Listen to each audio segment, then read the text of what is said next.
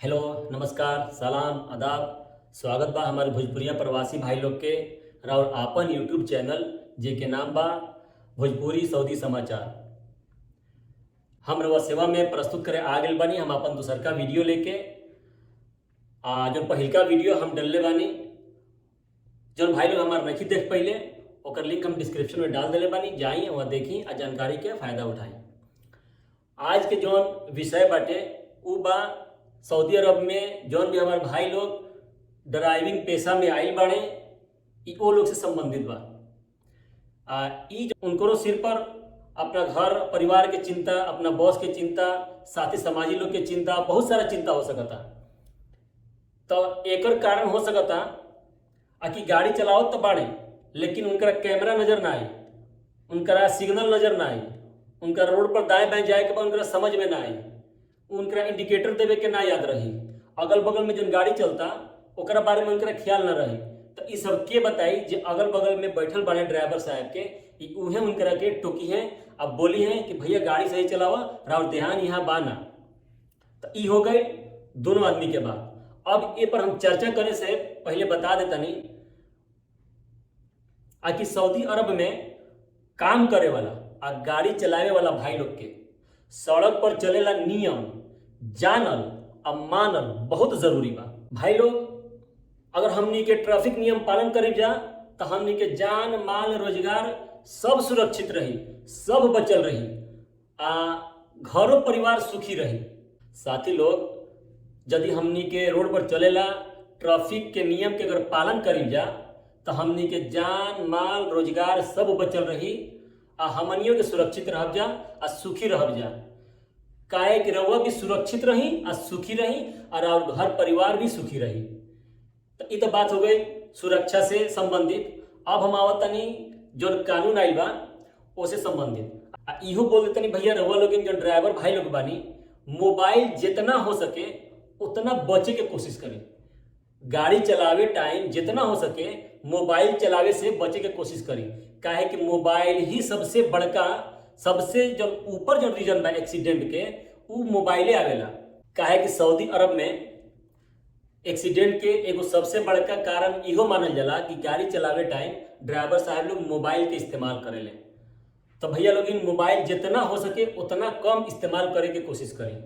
आज दूसरका एगो कारण बा कि औंघाई आवे के भी बहुत बड़ा कारण बा एक्सीडेंट होके के। तो ए रउआ सूरत में का करी कि गाड़ी साइड लगाई, रउआ तनी उतर के 5 मिनट घूम ली, या तो रउआ गाड़ी में सुत जाई, ज्यादा नींद आवता तो या तो बाहर निकल के थोड़ा मुंह पर पानी मार ली। अब आवत तनी अपन मेन चर्चा पर, जौन की सऊदी अरब में जो नया कानून आइल बा उसे संबंधित हम रउआ के स्क्रीनशॉट देख रहे हैं। सब जितना स्क्रीनशॉट बा वही कानून से संबंधित पूरा बात बतावल गइल बा। जेकरा ई बात समझ में आवता ओकरा तो ठीक बा, अरबी में भी बा, इंग्लिश में भी बा। जेकरा समझ में आवता ओकरा तो ठीक बा, आ जेकरा नहीं समझ में आवत तो ओकरा के हम समझाए आगे बनी। अब देखिए में 5 गो पॉइंट बा। 5 गो पॉइंट में जो अब देखिए गाड़ी के स्पीड लिमिट कहीं 140 बा और वह 170 पर चलता नहीं, 30 पॉइंट ज्यादा तो वह उस श्रेणी में आए, वो अपराध के श्रेणी में आए। अगर कहीं स्पीड 120 बा और वह 170 पर चलता नहीं, मतलब 50 स्पीड ज्यादा, तो वह वो अपराध के श्रेणी में आए। अब देखिए ये जो दोनों बाटे स्पीड लिमिट 170 तक पहुंचता, मतलब कुल मिलाए कहीं कि ये दोनों स्पीड जन बा ई रउआ के वो अपराध के श्रेणी में डाल सकता। अब एमे होई का कि पहिलका बार तो फाइन अइबे करे, दूसरका बार में डबल फाइन आई, और तीसरका बार में इस सब फाइन जन बा 1 साल के अंदर, 1 साल के अंदर अगर ये तीनों गलती रउआ करतनी तब रउआ आए कानून के नजर में, रउआ लोग इनके कोर्ट में पेशी करिए।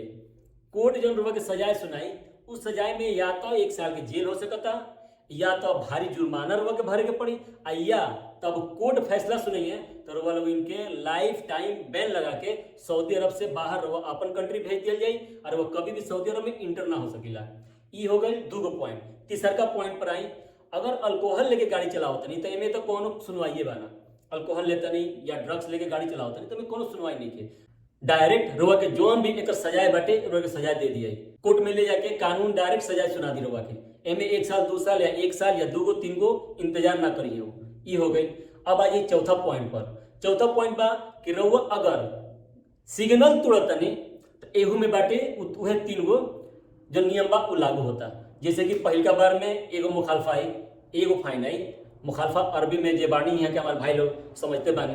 अब अरबी यहाँ बानी तो अरबियो निकल जाता मुँह से, कोनो बात नहीं के रवा समझता नहीं हम का कही चाहता नहीं। तो पहिलका जब जुर्माना आई तो दोबारा अगर दोहरावता नहीं तो दूसरा का जुर्माना आई।